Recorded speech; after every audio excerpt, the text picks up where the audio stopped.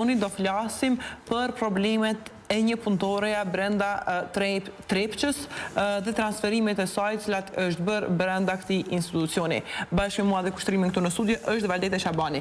Përshëndetje dhe mirë se keni ardhur. Përshëndetje dhe për juve, faleminderit për ftesën.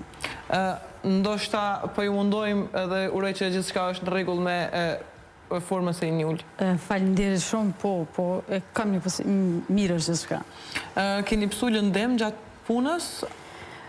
Po, ditën e ajtë me datën 27/3, unë kam qenë në vendin e punës në Kishnicë, ku tani e 6 muaj unë po përballem me disa vendime të cilat menaxhmenti i Trepçës, saktësisht kryeshefi i ka ndërmarrur rreth meje. Tani e 6 muaj unë jam e transferuar në njësinë e Kishnicës, në vendin e punës udhëheqëse e depos Doracake. Me datën 27/3, diku në mëngjes, kemi qenë në depo me drejtuesin tim dhe ato kemi qenë duke punuar me disa materiale ku e kam kapur një në dorë dhe kam hyrë brenda për ta futur në depo tek raftet. Kur e kam pasur në dorë, nuk e kam vrejtur që ma ka marrë anën diçka nga pesha, por në atë moment me ka ra nga dorë dhe me ka lënduar këmbën e majtë. Në atë moment, minjerë kam filluar me pas dhimbje dhe si pas kolegu që ma ka treguar, e kam humbur vedien nga dhimbjet që mi ka shkaktuar. Pas bisedave të më vonshme që kam pasur me ata kanë më vrapuar dhe kanë thirrur edhe autometin dhe me kanë dërguar në Prishtinë emergjencë. Gjendje nuk e kam pasur as pak mirë, sipas tyre që me kanë treguar, me ka humbur gati 3 herë vedia derisa kemi mbërri në qendrën emergjence në Prishtinë. Dhe ku pas kohe, kur më ka dalë vedia, kam pasur shumë dhimbje të mëdha, sepse ajo pesha e ati buloni ka qenë dikun afër 8 kg. Kemi shku ato, me kanë dhënë gjithë ndihmën e parë dhe mi kanë dhënë disa injeksione dhe mi kanë bërë disa fotografime. Sipas raporteve mjekësore, këmbën e kam të lënduar shumë, e kam një ndrydhje goxha shumë dhe me kanë dhënë terapi të cilat edhe po vazhdoj t'i marr, por gjendjen nuk e kam as pak mirë, sepse s'po mundem as të ecë, as të shkel në të. A ke dalë në punë pas këtij rasti, apo ende? Jo, jam në pushim mjekësor, sepse gjendjen e kam të rëndë dhe nuk kam mundur të shkoj në punë. Problemi juaj kryesor sa i përket punës është transferimi i cili është bërë, është ndryrimi i vendit të punës dhe me sa kemi informata, kushtet e punës nuk janë të përshtatshme, spaku sipas jush. Po, qysh domethënë nga muaji shtator 2024 ka fillu transferi imi parë nga departamenti i flotacionit tuneli parë. Së pari me kanë dërgu në metalurgjinë e Zingut, ato afër në Mitrovic, ku mu kanë dërgu në një pozitë zyrtare e logjistikës. Në fakt, ajo pozitë nuk ka ekzistuar fare në atë njësi. Qëllimi i menaxhmentit ka qenë vetëm më largu mu nga departamenti i flotacionit dhe me kanë dërgu në një vend pune ku kushtet kanë qenë të mërshme. Se ka qenë këtë qëllim sipas teje?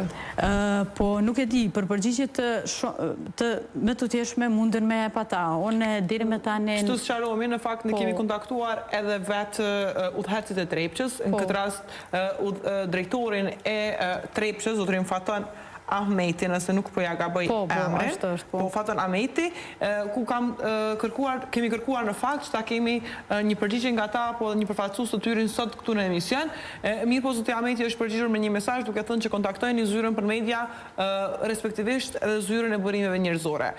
Televizionin Dugagjini, emisioni Rreth e Rrotull, është interesuar dhe ka dërguar pyetje pikërisht tek Trepça për ta pasur një përfaqësues të burimeve njerëzore, një përfaqësues të Trepçës që sot në emision, apo të kemi një përgjigje për të treguar se pse ka ndodhur ndryshimi i pozitës së zonjës Valdete brenda punës, mirë po të njëjtit kanë refuzuar kategorikisht të përgjigjen. Do thotë nuk kemi marrë asnjë përgjigje sa i përket kësaj çështje. Andaj ne jemi sot këtu me zonjën Valdete për të dëgjuar rrëfimin e saj. Është shumë e qartë kjo, sepse unë po du me cikë dhe njerë, që nga muaj shtator kam filluar në ndërmarrjen Trepqa shumë transferë suspendime për rreth 180 punëtor, po.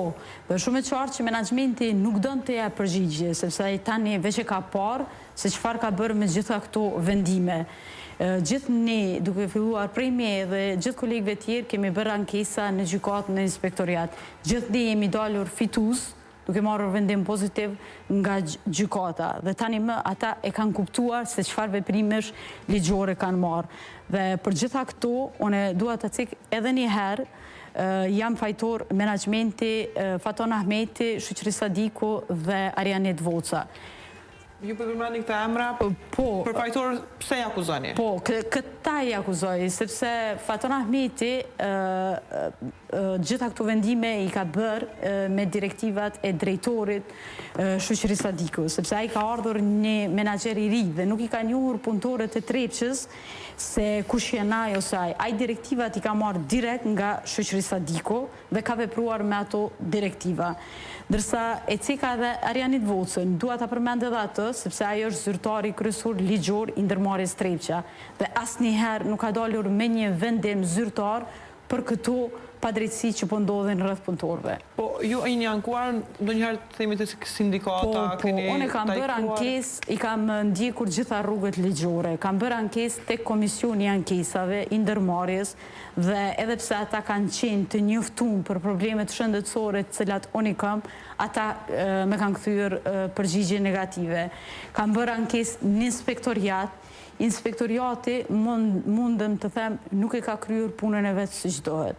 Unë çdo herë ju kam dërgu foto rreth gjendjes së punës ku kam qenë, si në metalurgjinë e zinkut, po ashtu edhe në njësinë e Kishnicës dhe ka bërë 5 muaj gati deri ka dalur në vendin e ngjarjes për ta parë se ku jam unë duke punuar. Po shohim edhe disa pame nga vendi aktual i punës. Ku ju shkoni në punë? Këtu është ambienti i Kishinicës, ku do më thonë është vendi i punës, ku nga depo Doracake, unë jam duke shkuar në depon kryesore, ku dërgohen, do më thonë, materialet dhe dërgohen dokumentacionet çfarë kemi për të marrë deri ato. Siç po i shihni këtë rrugë, është në gjendje shumë të keqe dhe posaçërisht për mua që kam probleme me shëndet. Që nga 15 tetori, kur kam shkuar në këtë njësi, çdo ditë këtu unë kam dirë veten të rrezikume dhe menaxhmenti ka qenë i njoftuar për këtë, por asnjëherë nuk ka marrur ndonjë veprim rreth meje.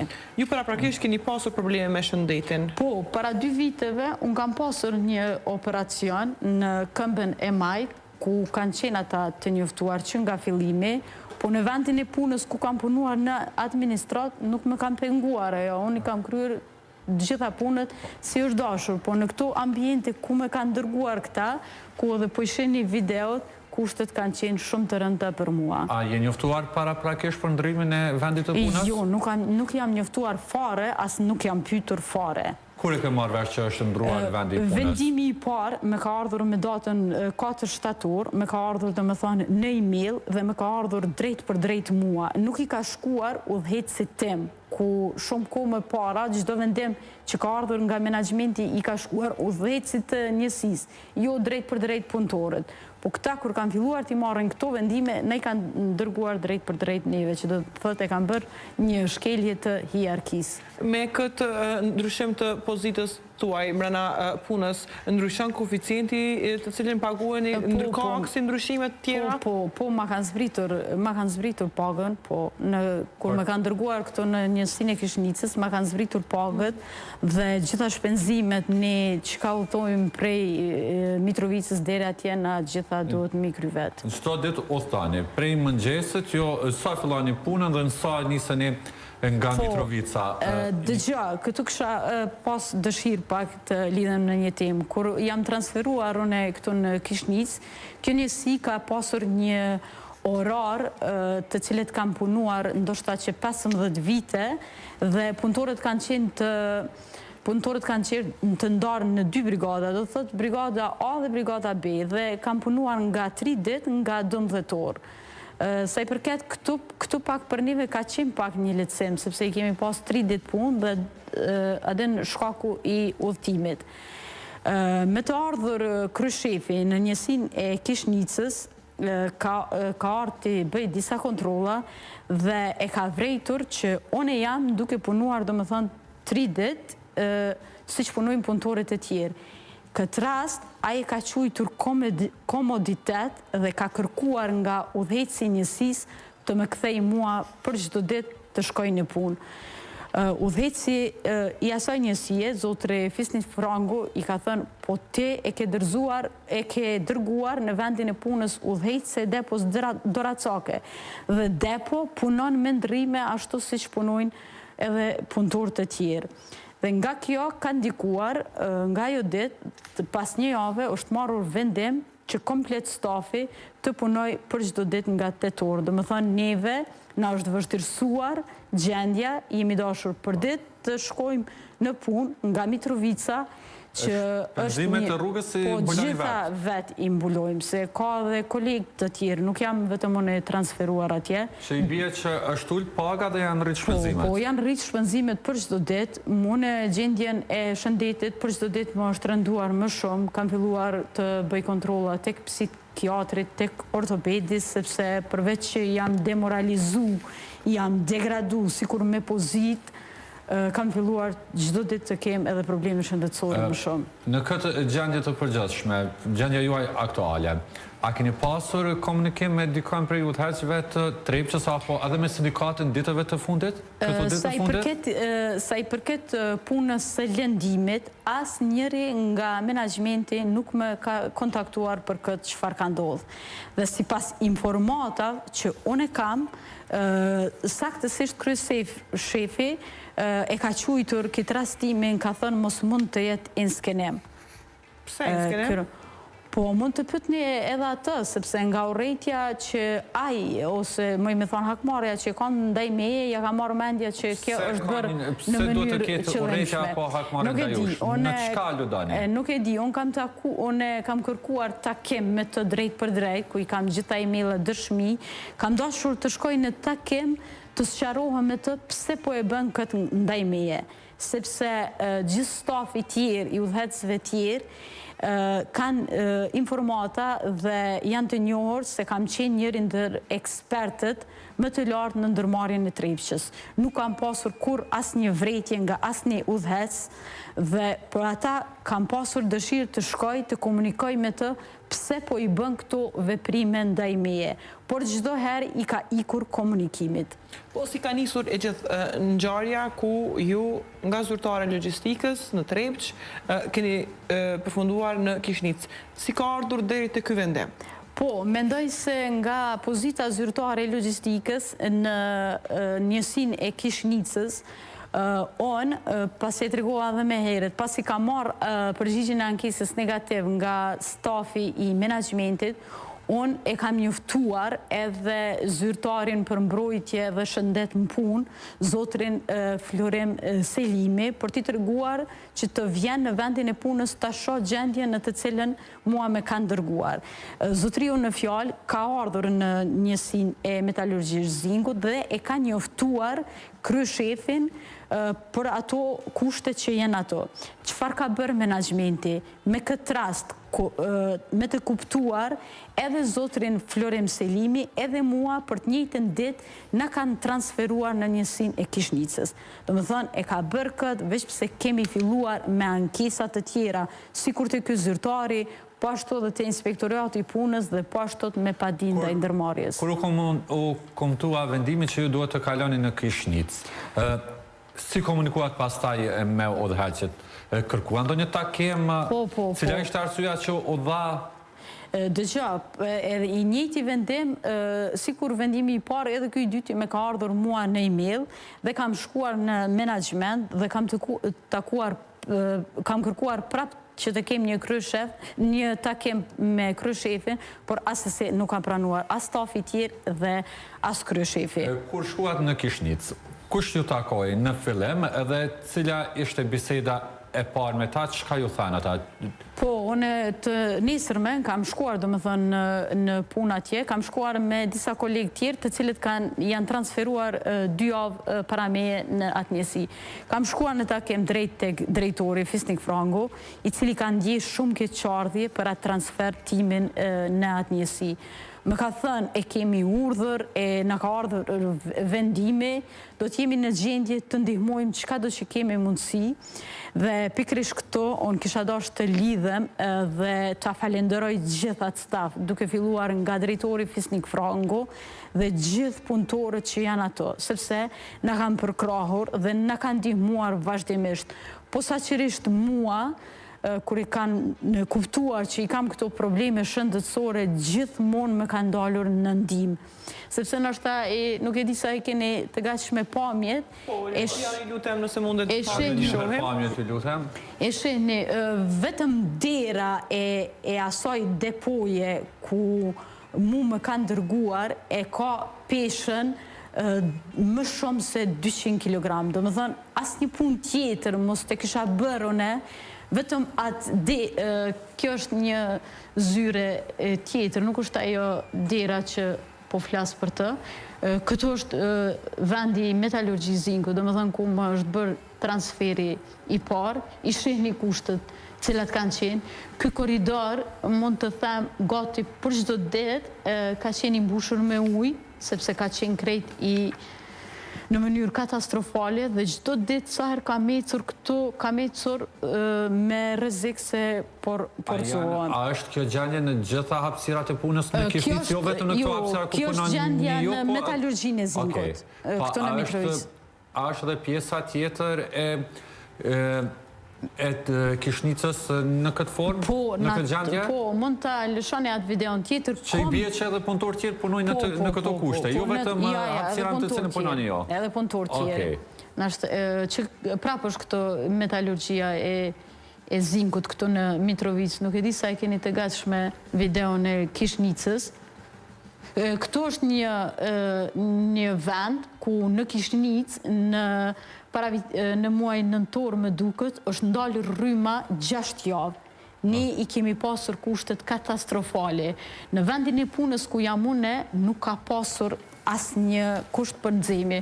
Këtu kam shkuar tek disa kolegë tjerë në njësinë e laboratorit, ku siç e shihni këtë nxehjen, ne me kushtet tona është dashur ta mbushemi këtë dhe të ngrohemi të gjithë pranë kësaj, sepse menaxhimenti nuk e ka siguruar asnjë kush për ngrohje. Treguat që kur keni shkuar në Kishnicë, kolegët atje, por edhe drejtori ju kanë ndihmuar, ju ka pritur mirë, por pasi është njoftuar për gjendjen tënde shëndetësore, keni kërkuar ndonjë lehtësi në punë nga ai? Po, pasi drejtori veç ka qeni njoftum për këto kushtet mia shëndetësore, jo, drejt për drejt, tek drejtori, unë nuk kam kërku, sepse e kam ditë se nuk mund të merë një vendem, sepse ai më ka thënë, si kur të kishin dërguar edhe ty, se ka pas kolegë, për shembull që ja kanë bërë vendimin dhe i kanë lënë hapësirë drejtorit të njësisë së Kishnicës ta vendosaj vetë në ndonjë pozitë. Dërsa mua më kam bërë këta vetë vendimin nga këtu, nga menaxhimenti, për depo atje. Dhe jam i sigurt, sigur edhe për mua të kish pas hapësirë drejtori i njësisë biznesore, do të ma kishte mundësuar ndonjë vend më të lehtë në administrat, për të cilën edhe unë jam e diplomuar dhe e kualifikuar. Po, Zonja Valide, cilat kanë qenë përgjegjësitë e juaj karshi kontratës si zyrtare ligjore, si zyrtare e logjistikës? Nuk kam pas kontrat ato kur kam shku unë. Unë kur kam shku ato, kam pasur vetëm atë vendimin, nuk kam nënshkruar kur farë kontrate. Po para se të shkosh në Kishnicë? Para se të shkoj, unë kam pas pozitën shef i shërbimit logjistik dhe administrativ, ku jam merë me gjitha punët e financave dhe administratës në departamentin e flotacionit. Që i bje ju keni bërë gati edhe çështjen e pagave? Po, i kam bërë këto deri sa ka ardhur drejtor shoqërisë Sadiko. Shoqërisë Sadiko në muajin janar, kur ka ardhur drejtor, ka filluar disa presione rreth meje, ndërsa në muajin mars mi ka marrur komplet detyrat që i kam pasur për t'i kryer dhe këtë e ka bërë pa asnjë arsye. Vetëm se ka dashur të me largoj mua nga administrata, të me largoj mua nga sistemi, të mos jem e kyçur në asnjë punë që kryhet rreth vendimeve dhe rreth meditjeve që bëhen për punëtorë. Ka dhënë ndonjë arsye në momentin kur je njoftuar se disa nga kompetencat të janë marrë, çka të thënë? Mua drejt për drejt nuk më kanë dhënë arsye, por siç e kam parë në një intervistë, ka dhënë arsye se kinse rregulloria e fundit për sistematizimin e fundit nuk e ka në përshkrim punës për bërjen e pagave dhe detyra tjera administrative. Që është rregulloria e vitit 2023. Po, e kjo nuk ka të bëj as pak me këtë, sepse unë e kam kontratën e nënshkruar të vitit 2021, ku janë të cekura gjitha detyrat që i kam pasur për t'i kryer. Dhe gjithë punëtorët një ende i kemi ato kontrata të vitit 2021. Nga rregulloria e 2023-s nuk ka thuja askush kontratë të punës. Do të thotë askush nuk ka kontroll të rejtë të punës përpos atyre që kanë qenë në vitin 2021.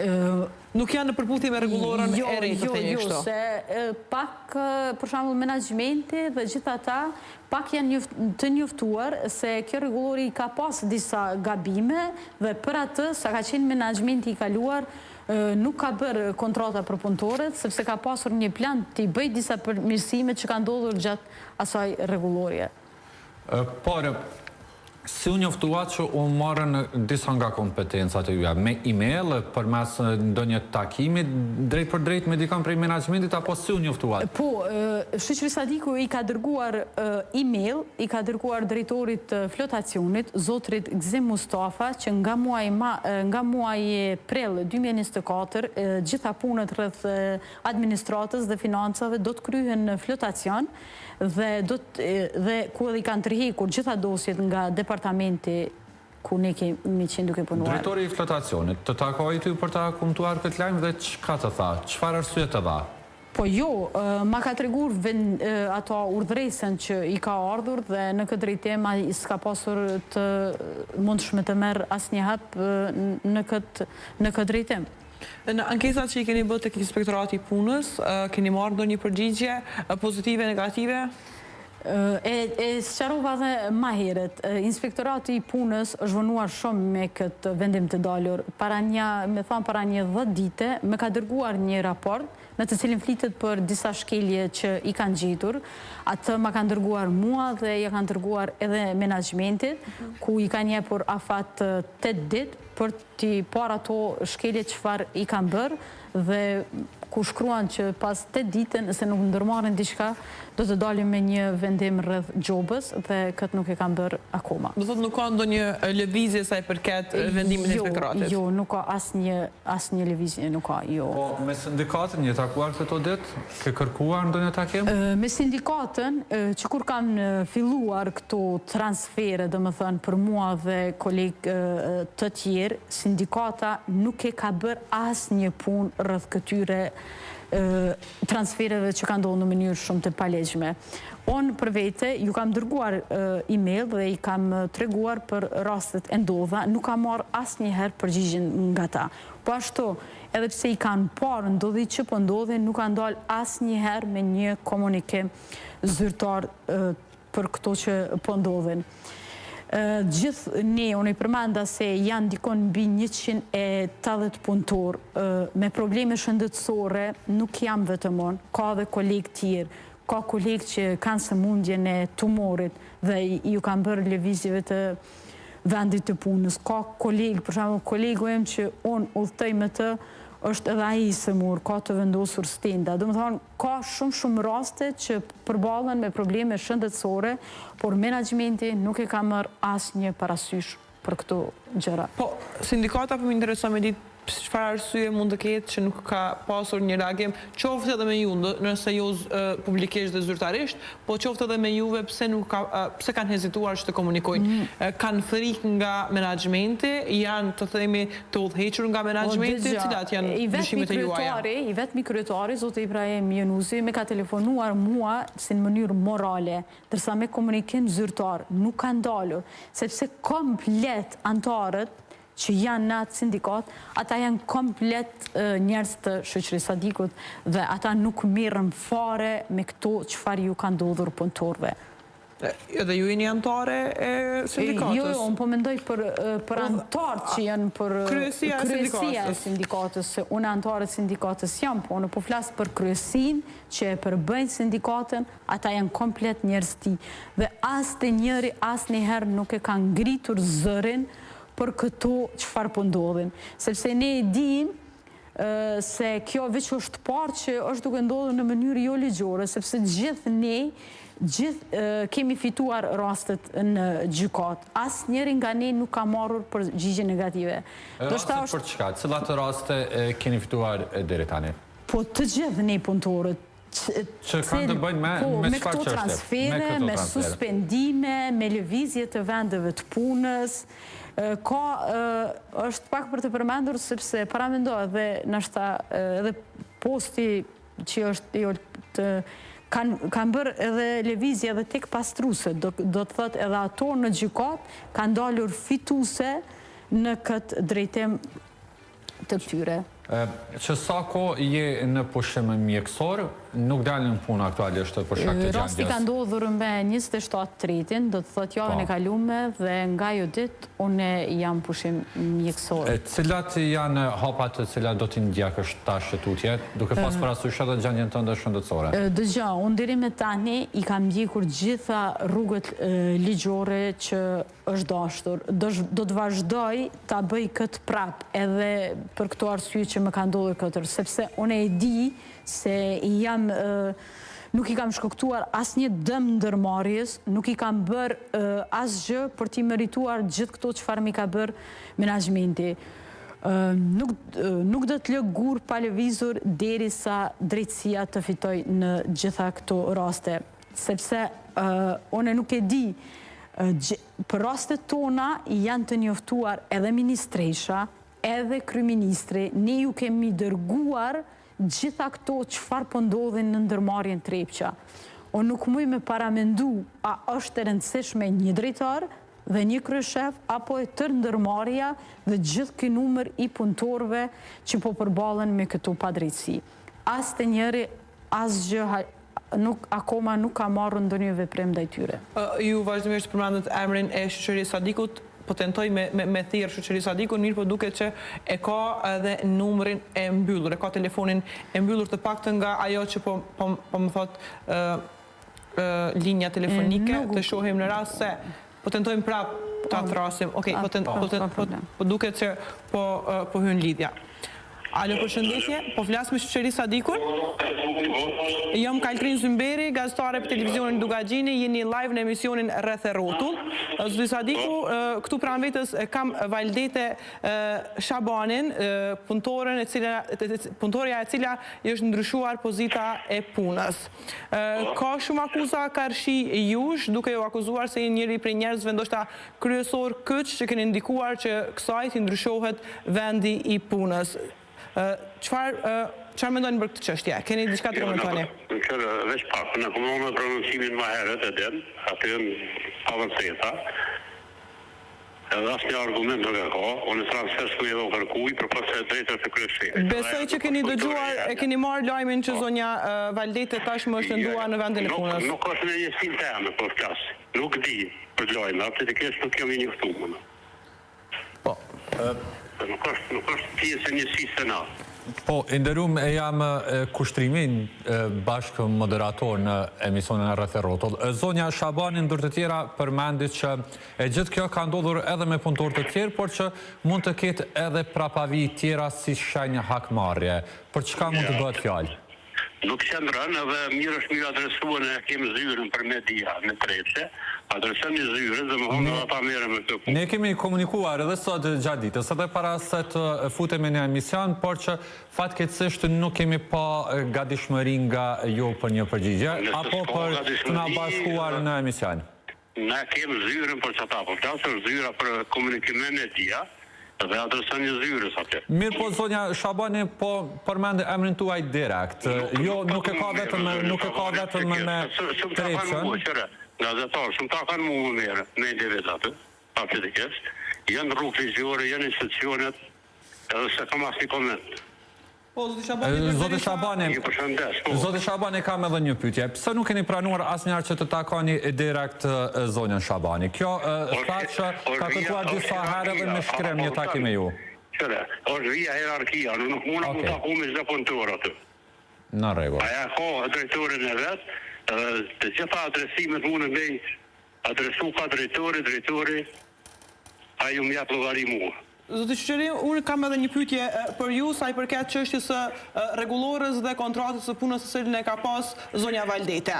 Ka lehtësimin tash, adresoj zyrës për media. Ju refuzoni zyra për media, refuzon të përgjigjet, andaj kemi... Faleminderit shumë. Zoti Sadiku duket se refuzon që të përgjigjet. Ju mund të sheni edhe vetë se si i ikë përgjithësisë dhe nuk do në asnjëherë që të takoj drejt për drejt të përballët. Unë jam në gjendje të përballem me të dytë. Kur dojnë ata, mundëm si para medjave, si në zyrët e tyne, jam e gatshme të përballem edhe me këtë, edhe me kryeshefin dhe të diskutojmë të gjitha këto që kanë ndodhur. Por nuk e kanë bërë një gjë të tillë, sepse e kanë kuptuar tani me gabimet që i kanë bërë dhe po mundohen të ikun përgjithsisht për atë çfarë do ta paguajnë. Çfarë do të paguajnë? Mendoni që do të marrin dënimin e merituar nga institucionet përgjithëse? Po, normal. Unë mendoj që do të marrin dënimin, sepse kanë bërë vepra për të marrë dënimin dhe uroj që institucionet të mos rrinë në gjumë dhe të merren me këta njerëz. Unë e kam ftuar edhe në media tjera, po e ftoj edhe tani, edhe policinë e Kosovës, edhe prokurorinë e Kosovës të merret me këta njerëz. Ata mund t'i bëjnë hulumtimet, e kam prokurorinë në Mitrovic, ato mund të shkojnë dhe të shohin gjitha kallëzimet penale, gjitha ankesat që i kanë bërë punëtorët ndaj këtyre njerëzve. Ju vetë keni dorëzuar kallëzim penal? Akoma nuk kam dorëzuar, sepse po pres që ta marrë edhe vendimin e shkallës së dytë, të cilën e ka dërguar Trepça, dhe po do të bëj kallëzim penal, do të bëj kallëzim penal për kryeshefin, do të bëj kallëzim penal për komisionin e ankesave dhe po ashtu edhe do të bëj edhe kallëzim penal edhe për shoqëri Sadikun. Edhe një gjë deshta me cek, sa i përket e lëndimit që më ka ndodhur adit në vendin e punës. Para një muaje, ndërmarrja Trepça e ka caktuar një drejtor, zotrin Samil Latifi, që të kujdeset si drejtori mbrojtës për gjitha njësitë e Trepçës. Do thotë të shkoj dhe gjitha çfarë ndodhin të merret me rastet. Me rastin tim, zotriu në fjalë nuk është merrur as pak. Ka pasur shumë raste që ai nga Mitrovica ka ardhur në Kishnicë për disa gjëra shumë të vogla që s'kan qenë hiç punë e tina, ndërsa për rastin tim, ku une e kam pasur jetën shumë të rrezikuar, nuk ka ardhur dhe as që me ka telefonuar si e kam shëndetin apo arrit të përballem me këto që më ka ndodhur. Po, zonja Shabani, ne u munduam të paktën të marrim një përgjigje nga shoqëria Sadiku. Ju falenderoj shumë. Duket që ka një hezitim për përgjigje, njëjtë sikurse edhe nga vetë kryeshefi i Trepçës, zoti Ahmeti, nuk di për cilat arsye në fakt mund të jetë ky hezitim. Do të del, unë mendoj që shumë shpejt prokuroria dhe institucionet tjera do ta bëjmë punën e tyre dhe do del gjithçka do del në pa rreth menaxhimit dhe rreth keqpërdorimeve të tyre që i kanë bërë posaçërisht për mua dhe edhe për shumë kolegë të tjerë, sepse unë e di që secilit që i ka ndodhur e ka prekur në atë gjendjen e vet emocionale. Por ne më të lënduar kemi qenë ne që kemi pasur probleme shëndetësore. Unë që nga ai muj mund të them asnjëherë më nuk e kam ndier veten mirë. Në këtë rast mu ka shqetësu edhe familja. Unë e kam babajnë e vjetër, a i ka qenë minatori Trepçës Dhe nuk kam mundur t'ja spjegoj gjitha këto rrugët ligjore, se ndryshë është të diskutosh me njerin nga ne që jemi të moshës të re, ndryshë është të diskutosh me një të moshës të vjetër. Mund të besoni apo jo, ka ndodhur që ka ardhur natën dhe më ka pyetur çfarë ka ndodhur që ka pse po ta bëjnë gjithë këtë, sepse prindi si prind, një gjë e vogël e merr të madhe, posaçërisht kjo kur brenda 2 muajve unë i kam pas 2 transfere dhe që të dyjat unë i kam pa asnjë arsyetim. Dhe pyetjen e fundit e kam, sa vite punë janë bërë që të je pjesë e Trepçës? Po, tani me 1 gusht bëhen 14 vite pune që unë jam pjesë e Trepçës. Deri me tani e kemi pasur një harmoni shumë të mirë, një shoqëri shumë të mirë. Kemi qenë si një familje me shoqërinë që kemi pasur. Edhe këtë, nashta nuk e di sa kemi ku kisha dashur me cek. Sot është një atmosferë e ftoftë, një atmosferë acaruese mes punëtorëve. Mund të besoni ose jo, kur kam shku në menaxhment, ta marr përgjigjen e ankesës që ma kam bërë, e kam takuar një kolege dhe kam dashur t'i flas. Sigurimi ka vrapuar, duke me larguar, me ka thënë se s'ki drejt t'i folësh.